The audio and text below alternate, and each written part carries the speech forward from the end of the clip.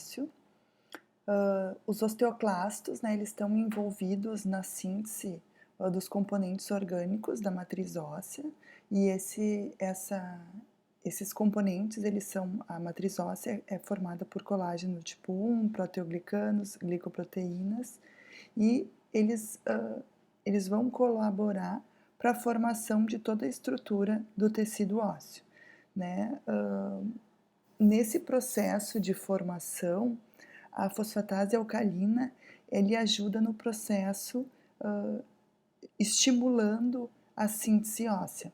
A fosfatase alcalina, ela é uma enzima que ela até pode ser medida no sangue para a gente avaliar como é que está o comportamento ósseo, né? Como é que está esse remodelamento ósseo. Por exemplo, em indivíduos jovens, por exemplo, crianças que estão em fase de crescimento, normalmente a fosfatase alcalina está alta, né? Indivíduos que quebraram, por exemplo, quebraram algum osso, também ela vai estar alta. Indivíduos que têm uma metástase óssea, ela também costuma ter fosfatase alcalina óssea. Então, o osteoblasto, ele é aquela célula que fica na periferia e que, quando houver necessidade, né, quando precisa produzir mais osso, ele começa a produzir a matriz e fica envolto essa matriz, se tornando então um osteócito. O osteócito é uma célula metabolicamente muito ativa, né? Ele está, então, super envolvido nessa remodelação do tecido ósseo. Essa imagem aqui é uma imagem muito bonita que mostra essa capacidade dos osteócitos de estarem metabolicamente muito ativo e interagindo também com as outras células. Como é que é feito essa técnica aqui? Então, se pega o tecido ósseo e derrama uma resina por cima desse tecido ósseo, de forma que essa resina vai penetrar toda a parte onde tem a parte orgânica desse tecido ósseo. Então, ele vai penetrar pelos sistemas de Havers, vai entrar para as lacunas, pelos canalículos. Depois que é feito isso, espera secar essa resina, se faz todo o processo de descalcificação desse osso. E o que a gente vê aqui é toda a parte orgânica do osso, tá? Então, aqui eu tô vendo, ó, a lacuna, tá? Opa, desculpa, Aqui a gente está vendo a lacuna, onde vive o osteócito, e a gente observa aqui os canalículos de comunicação de um osteócito com outro osteócito. Então, mostrando que ela é uma célula muito ativa e que interage muito com outras células também. Aqui o osteoclasto, então o osteoclasto está envolvido no desmanche desse tecido ósseo. Ela é uma célula que tem origem dos macrófagos, né? E ela é uma célula que ela vai liberar um ambiente ácido, né? Vai liberar um ácido aqui, na verdade vai liberar, né? Vai tornar um ambiente ácido, e esse ambiente ácido vai ir desmanchando o tecido ósseo, formando essa lacuna de Hole-Ship, né? E liberando o cálcio, então, para o sangue. É a mesma coisa que a gente está visualizando aqui. Aqui o osteoclasto com a sua lacuna de Hole-Ship. Essas células do tecido ósseo, por exemplo, o osteoclasto, ele está muito envolvida com relação ao controle hormonal, né? As atividades do osteoclastos, ela é necessária para a manutenção de um suprimento constante de íons de cálcio para o nosso corpo. Os íons de cálcio, eles são super importantes como cofator e são super importantes também para a contração dos músculos, né? Nosso próximo conteúdo é tecido muscular, que a gente vai ver um pouquinho disso também. Então, existem dois hormônios bem importantes, que é o PTH, o parato-hormônio, produzido lá pela paratireoide, que ele está envolvido com reabsorção óssea, então está envolvido né, em reabsorver em formar, né, esse osso. E a calcitonina reduz a atividade osteoclástica, então reduz o desmanche desse osso, colaborando então para a formação desse osso. Essa imagem aqui ajuda bastante. Então, a tireoide, né, produz a calcitonina, lembram? Lá nas células parafoliculares, não, não lá na célula da bolinha, aquela dos folículos, mas as células que ficam fora dos folículos produzem a calcitonina.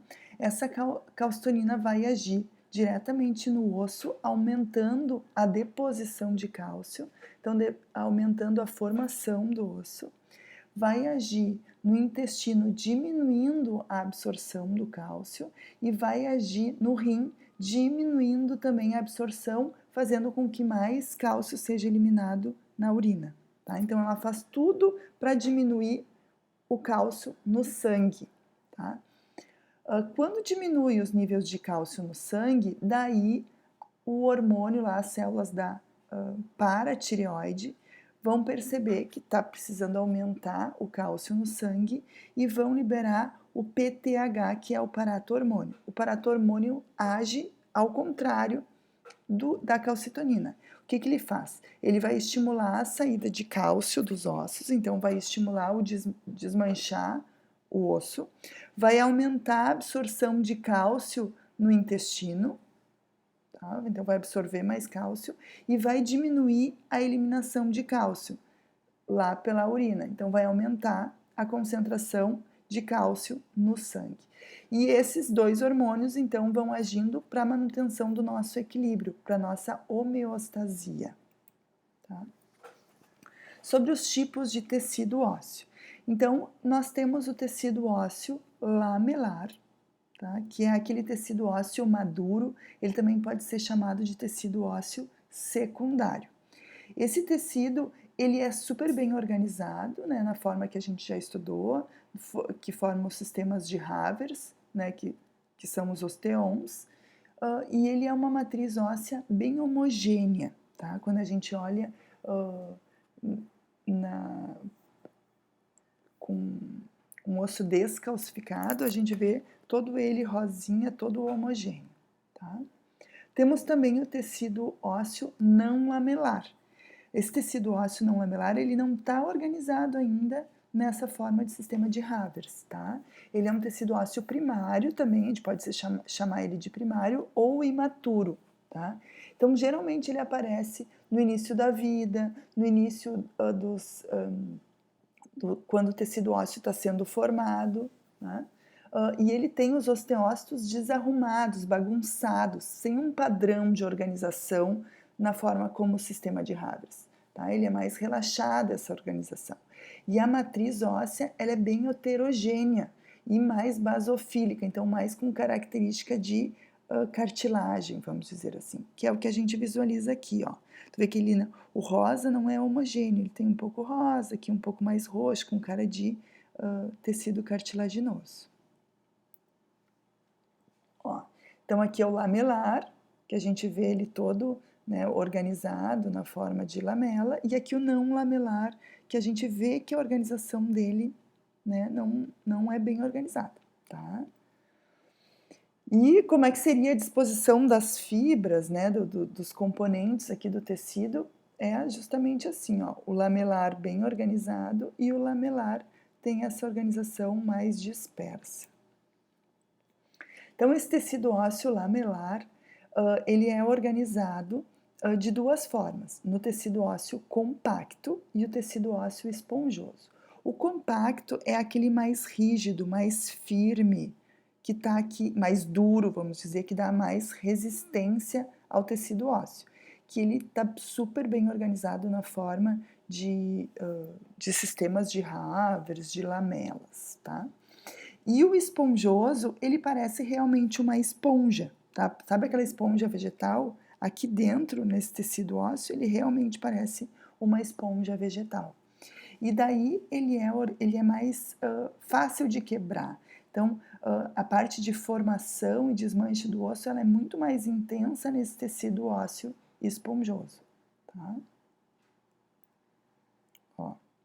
Então, aqui nessa parte, a gente tem o tecido ósseo compacto, formando, né, as lamelas concêntricas em volta do canal de Havers, né? Nesse canal de Havers vão passar vasos sanguíneos, ó, como está mostrando aqui, nervos também, tá? Em volta desse canal de Havers, aos poucos tem as lamelas, que é quando ele foi formado, não foi todo formado ao mesmo tempo, ele é formado aos poucos e em cada momento a concentração de íons de hidroxiapatita, enfim, dos componentes da matriz calcificada, eram um pouco diferentes. Então, a gente consegue perceber cores um pouco diferentes, esse padrão de calcificação. E a gente observa as lacunas, que são os locais onde vivem esses osteócitos, com os canalículos de comunicação de um osteócito com outro osteócito. Então, aqui a gente visualiza o canal de Havers, né? O sistema de Havers, que é essa organização em volta desse canal, e a gente observa também o canal de Volkmann.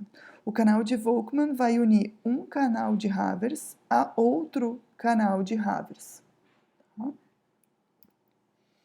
E aqui, então, é como a gente visualiza, então, se a gente pega aquele tecido ósseo desgastado, né, que tu pega e lixa bem fininho esse tecido ósseo, e daí tem que ser sempre o tecido ósseo, o secundário, o lamelar, né, na forma de tecido ósseo compacto, a gente consegue visualizar bem bonito, ó, o canal de Havers com as lacunas, os canalículos de comunicação, tá, ó, aqui um sistema de Havers, outro sistema de Havers, e o canal de Havers. E aqui, quando a gente vê um canal mais na longitudinal, ele é o canal de Volkmann, que seria isso aqui, ó. Isso aqui é um canal de Volkmann. Aqui outro canal de Volkmann.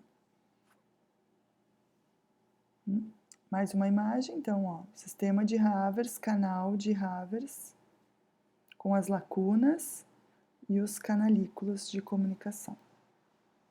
Os canalículos, né, então fazem a comunicação de um osteócito com outro osteócito. Tá? Aqui seria uma lacuna, aqui outra lacuna, e eles fazem a comunicação entre uma célula e outra. Né? Isso que a gente está vendo, a gente não está vendo absolutamente nada de célula. Por quê? Porque essa preparação tira toda a parte orgânica, toda a parte que é celular cai fora. A gente só está vendo a estrutura da matriz calcificada, toda a parte inorgânica do tecido ósseo. Ó. Essa parte aqui é o sistema de circunferência externo, que fica por fora do osso. Deixa eu voltar aqui um pouquinho, ó. Seria essa região aqui, ó, sistema de circunferência externo.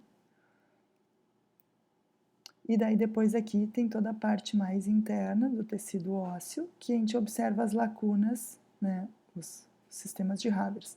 E aqui a gente está vendo ó, um canal de Volkmann bem bonitinho. Mais imagens, ó. Canal de Havers com as lacunas, os canalículos, aqui a mesma coisa. Aqui também a mesma coisa, ó. Sistema de Havers. Isso aqui é uma outra coloração, mas também utilizando o osso desgastado, só corado em cima. Tá? E aqui o canal de Volkmann. Bom, então para ficar bem claro como é que é essa classificação do tecido ósseo, ele pode ser classificado como não lamelar, ou tecido ósseo primário, ou tecido ósseo imaturo. Tudo são sinônimos.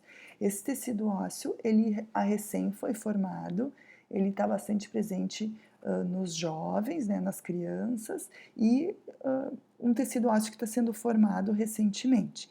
Ele tem a matriz bem não organizada, assim, bem dispersa, desorganizada, vamos dizer assim. E ele é um tecido ósseo jovem. E temos o lamelar. Né? O lamelar é um tecido ósseo maduro, ou também pode ser chamado de tecido ósseo secundário.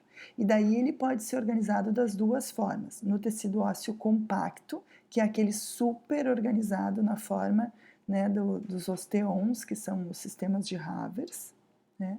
E temos também o esponjoso, que é aquele que fica mais internamente dentro do osso e ele é formado por espículas.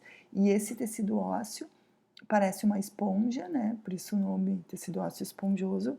Ele é aquele que está mais fácil para ser formado e para ser desmanchado. Agora sobre a formação do tecido ósseo. Para a formação do tecido ósseo existem duas maneiras. A formação endocondral, que é aquela que a gente tem um molde de cartilagem e em cima desse molde de cartilagem começa a formação do tecido ósseo. Essa aqui vai acontecer durante o período, né, embrionário, tem a formação do molde de cartilagem. E daí, ao longo do período fetal, dentro da barriga da mãe ainda, essa cartilagem começa a ossificar. E ela vai acontecer nos ossos longos e curtos, né, principalmente nos ossos dos membros e as partes do esqueleto axial que sustentam o nosso peso. Tá? Então, assim, toda a parte de esqueleto axial, que seria toda a parte da nossa coluna vertebral, costelas e os membros. O outro tipo de ossificação é a intramembranosa. Como é que é essa ossificação? A partir de um tecido conjuntivo primitivo, que a gente chama de mesênquima, né, que é aquele tecido conjuntivo que ainda não está maduro, ele está sendo formado, essas células vão começar a se agregar e vão diretamente já formar o osso. Não tem um estágio de cartilagem nesse meio tempo. Então, de tecido conjuntivo, vai direto para tecido ósseo. E isso aqui vai acontecer aonde? Principalmente nos ossos da abóbada craniana, então o osso frontal e o parietal, parte do osso occipital, parte do temporal e parte dos maxilares, então aqui na região da cabeça, né? A mandíbula, a clavícula também é formada pela ossificação intramembranosa e parcialmente os ossos curtos e os ossos longos, quando eles estão, por exemplo, o fêmur, para o crescimento dele em largura, né? Para ele ficar mais largo, daí sim tem um pouquinho de ossificação intramembranosa. Tá? Então, no final do processo, não existe diferença entre os tipos de ossos. Os dois vão ser ossos bastante rígidos, né? Só o processo de formação que é um pouco diferente. Então, vamos ver com mais detalhes isso aqui. Então, ossificação intramembranosa. Então, tem um mesênquima, né? O mesênquima é um tecido conjuntivo primitivo, então tem matriz extracelular com células tipo fibroblastos. Essas células começam a se condensar formando um blastema ósseo, né? Que nesse blastema ósseo tem os osteoblastos, células precursoras do tecido ósseo que passam a ser osteoblastos, e esses osteoblastos começam a sintetizar a matriz. No momento que ele começa a sintetizar a matriz óssea, ele passa a ser um osteócito, tá? E assim começa a formação do tecido ósseo, tá? Ó, isso aqui a gente está visualizando a cabeça de um feto de camundongo. Isso aqui é um mesênquima, e esse mesênquima aqui é um blastema, né? Então ele está começando a formar o blastema ósseo aqui, e aqui um zoom mais de perto, que a gente já consegue ver um pouquinho de tecido ósseo, ó. Já tem um pouquinho de tecido ósseo para formar a abóbada craniana, para formar o osso, né, os ossos do crânio. A região do mesênquima que não se calcifica se diferencia em periósteo e endósteo, que é aquele tecido conjuntivo que está envolvido no tecido ósseo, né? O periósteo por fora e o endósteo por dentro desse tecido ósseo. Então, aqui a gente tem um feto, né, de 14 semanas, e se a gente for dar um zoom na região da cabeça desse feto, esse feto ele foi corado com uma lisarina. Ele foi um feto que passou por um processo que a gente tira todo ele passa por um processo de diafinização, esse é o nome do processo, que a gente clarifica todo esse feto. Então, todos os seus tecidos moles se tornam transparentes. E daí a gente consegue observar o tecido ósseo. Nós temos alguns fetos desse tipo lá na PUC, e é bem interessante de visualizar, tá? E daí aqui foi dado um zoom na região da cabeça, e daí a gente consegue ver espículas, ó, tá? Que quando é a ossificação intramembranosa, ela é formada a partir, né, aos poucos, e daí ela vai acontecendo para ter a formação da abóbada craniana. Então aqui a mesma coisa, ó, mostrando que no mesênquima, né, essas células começam a se condensar e começam a se diferenciar em osteócitos e começam a produzir o tecido ósseo. Em volta está cheio de osteoblastos, tá? Que vão produzir a matriz. Aqui está escrito osteoclasto, ó, mas não é, é osteoblasto, tá? Tá errado aqui. E aqui, ó, o tecido ósseo e as células em volta, né? E aqui, ó, o verdinho que é o osteoclasto, ó. Tá? Então, tá formando o tecido ósseo. Aqui imagens, como é que seria isso? Ó, aqui o mesênquima começa a se condensar e começa a formar a matriz óssea. Aqui um pouquinho mais adiantado, ó, já tem mais matriz óssea. Daí a gente consegue observar os osteócitos lá dentro, ó. Na borda, osteoblastos, e aqui esses maiores, os osteoclastos.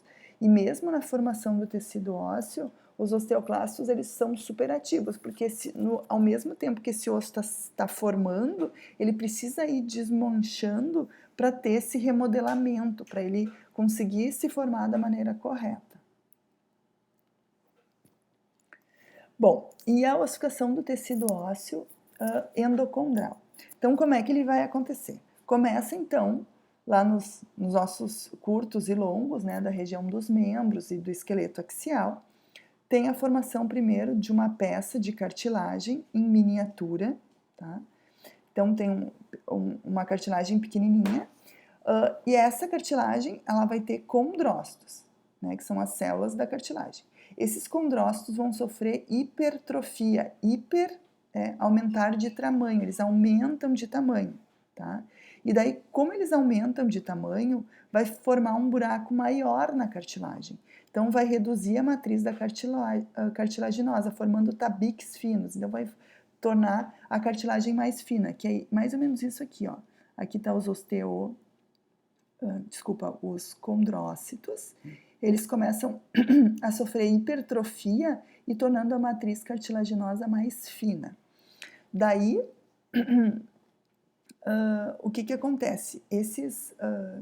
Começa um processo de calcificação dessa matriz, e junto com esse processo de calcificação, esses condrócitos vão morrer, vão sofrer apoptose, tá? E daí vai ter uma invasão das células sanguíneas nessa região, porque lembram que a cartilagem ela é avascular, mas o tecido ósseo é bastante vascularizado. E daí esses capilares vão invadir e vão trazer as células progenitoras do tecido ósseo e vão começar a formar, né, os osteoblastos, que vão se diferenciar em osteócitos e vão começar a formar o tecido ósseo. E essas células progenitoras do sangue vão ir formando a medula óssea, que é aquela estrutura que está dentro do tecido ósseo, que é mais ou menos o que está mostrando aqui nessa imagem, ó.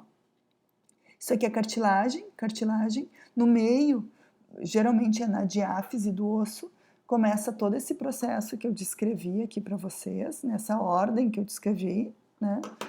E vai formando, então, toda a região da medula óssea e aqui por fora, então, vai ir formando o tecido ósseo.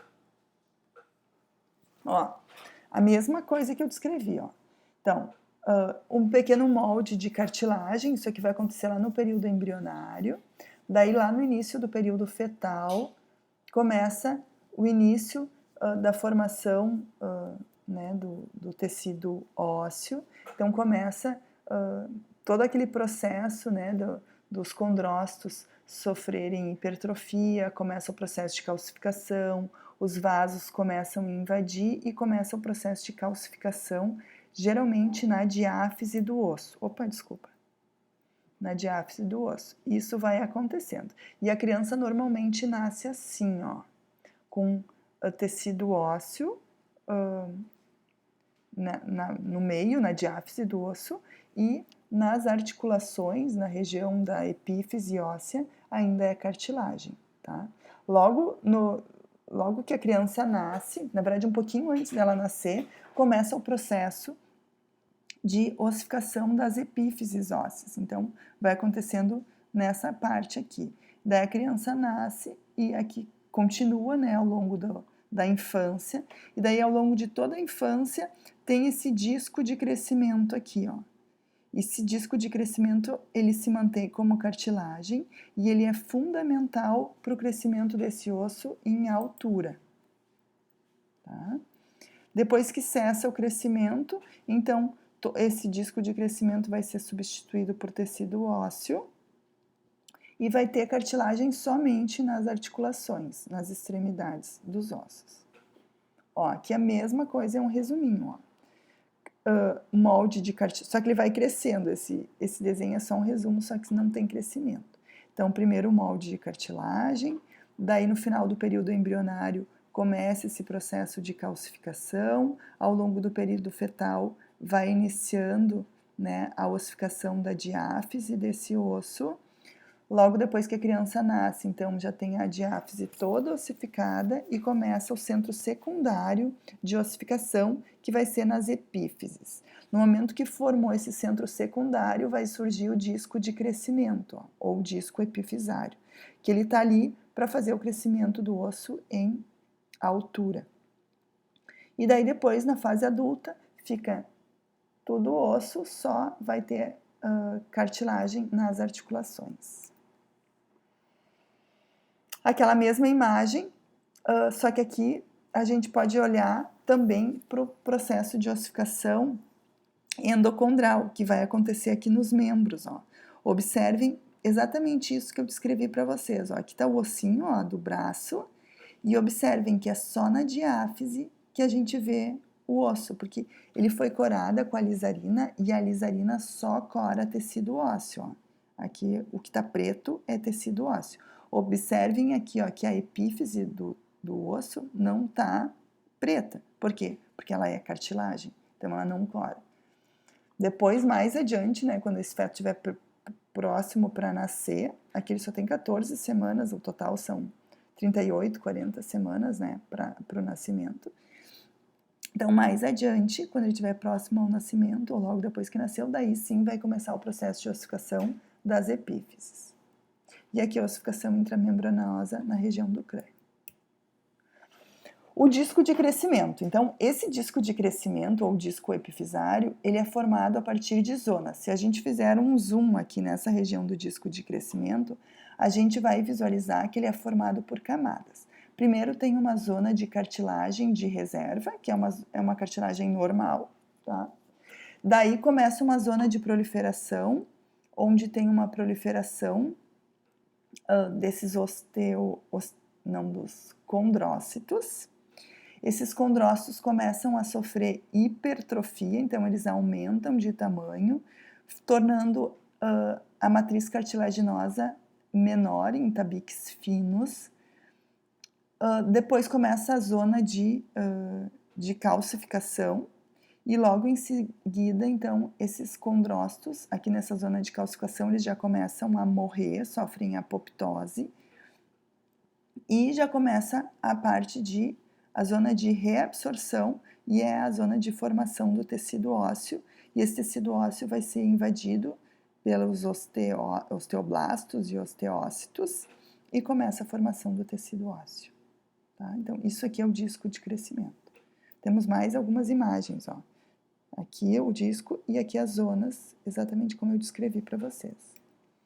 Aqui é como a gente enxerga na lâmina, tá? Então, ó, a parte de cartilagem de repouso. Então, assim, ó, essa cartilagem, ao longo do crescimento de uma criança, essa zona de repouso ela vai crescendo, tá? Sempre se mantém essa zona de repouso. E essa zona vai... e aqui embaixo, essas outras zonas. E aqui vai formando o tecido ósseo. E daí, com isso, esse osso vai esticando, vai aumentando de tamanho, tá? Então, aqui a zona, né, a cartilagem ciliada, que é o local onde tem a proliferação, e a zona hipertrófica, né, que esses condrócitos aumentam de tamanho, e começa o processo de calcificação, eles acabam morrendo e formam o tecido ósseo. Ao longo de todo esse processo, tem todo um remodelamento ósseo. Então, é isso que eu queria mostrar aqui para vocês. Então, ó, aqui está o tecido a cartilagem da articulação e aqui o disco de crescimento, tecido ósseo e tecido ósseo, né? E esse osso precisa ir crescendo. Para o crescimento desse osso, esse disco de crescimento vai ir crescendo. Mas não é só crescimento, tem que ter muito remodelamento para esse osso ir crescendo e ir crescendo do tamanho correto. Então, por exemplo, aqui, ó, em roxo, está mostrando toda a parte que precisa ser reabsorvida, né? Então, essa parte precisa desmanchar para esse tecido ósseo crescer e ficar com o formato correto, né? Então, a atividade dos osteoblastos e dos osteoclastos são extremamente importante aqui nesse momento de remodelamento ósseo, né? E daí a ossificação endocondral vai existir para o crescimento do osso em altura, mas existe também o remodelamento ósseo na forma da formação intramembranosa, tá? Que a gente precisa ir adicionando o osso. E daí para o crescimento em espessura vai ocorrer a ossificação intramembranosa, que é aqui nessa região. Essa imagem é uma imagem de uma vértebra que está passando por esse processo de ossificação, de crescimento. Então, aqui o centro primário de ossificação, né, a parte de cartilagem, ela vai ir crescendo nesse sentido, ó. Então, aqui a gente observa a ossificação endocondral. E nessa região aqui, para o crescimento em espessura, a gente observa a ossificação intramembranosa, tá? Aqui é a mesma coisa, ó. Aqui é a vértebra, de novo, aqui tem ossificação endocondral e para o crescimento em espessura, ossificação intramembranosa. Então, esse remodelamento ósseo ele é muito importante. Então, os jovens, né, sempre tem neoformação, nova formação de tecido ósseo e é maior do que a reabsorção para ter um crescimento ósseo. Então, quando a gente é jovem, a gente tem mais formação do que desmanche desse tecido ósseo. No adulto, a gente vai ter um equilíbrio entre a reabsorção e a neoformação, tá? Então, não pode ser muito exagerado. Geralmente, no idoso, a gente já começa a ter um pouco de perda óssea. E principalmente, por exemplo, mulheres na menopausa, mulheres que tiveram muitos filhos, elas têm uma chance muito grande de ter osteoporose, né? Primeiro começa com uma osteopenia, que é uma diminuição na densidade óssea, e essa osteopenia pode evoluir para uma osteoporose, que é quando tu tem uma reabsorção maior do que uma neoformação. E daí esses ossos ficam mais frágeis, e se a pessoa cai, ou às vezes uma simples batida não muito forte, ela pode quebrar o osso, que se ela tivesse né, com uma homeostasia mais ideal, ela não quebraria, tá? E é isso aqui que a gente, numa eletromicrografia de varredura, isso aqui seria um tecido ósseo normal, e esse aqui seria um tecido ósseo com osteoporose. Então, observem que a densidade óssea é muito menor nessa situação aqui. Tá? Então, o que é necessário fazer? é necessário diminuir a atividade dos osteoclastos e estimular a atividade dos osteoblastos para ter mais neoformação. Tá? Existem alguns medicamentos que regulam esse processo. Às vezes o uso de estrógeno também ajuda a equilibrar esse processo. O reparo ósseo. Então, se alguém quebra, né, um osso, o que acontece? Né? Aqui está mostrando um osso normal. Vamos imaginar que ele quebrou aqui e ele vai formar uma necrose óssea, vai formar um coágulo. Em cima esse coágulo, ele é fundamental, ele é importante, porque em cima desse coágulo vai ter a formação de um calo mole.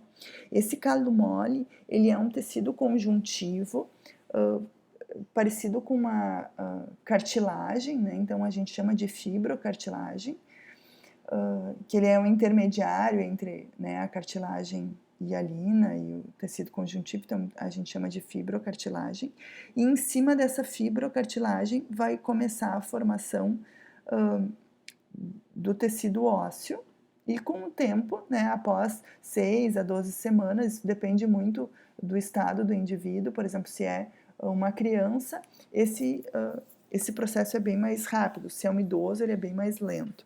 E daí ele vai né, formar novamente, reparar esse tecido ósseo, e muitas vezes vai ter um calo ósseo, a gente consegue visualizar que aquele tecido ósseo já quebrou, mas ele fica super bem regenerado, ele vai, né, vamos dizer assim, ele vai colar bem direito, né?